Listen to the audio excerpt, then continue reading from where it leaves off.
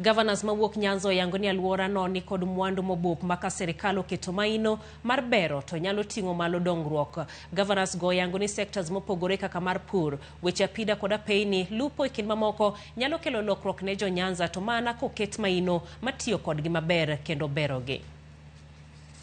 The key development opportunities for the bloc lie in the currently unexploited expanse of the region's natural resources. There are very well-known gold deposits in Kakamega, Siaya, and Migori, as has been mentioned, that need to be fully harnessed for both job and wealth creation. Agricultural potential exists in the whole region. Migori County has a greater potential in building on sugarcane and tobacco farming, as well as fishing along the Lake Victoria coastline.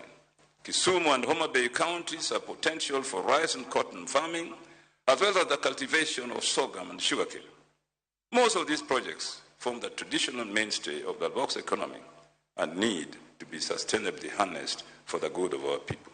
We are prioritizing the blue economy, and what we'd like to be addressed in the blue economy is security on the lake.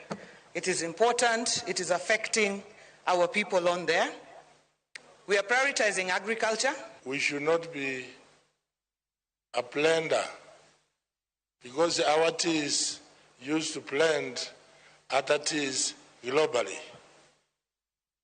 We are not getting proper value. We should, as a government of Kenya, look in that, and we sell tea globally using our own brand as Kenya. Then we have what we call the inter-county roads.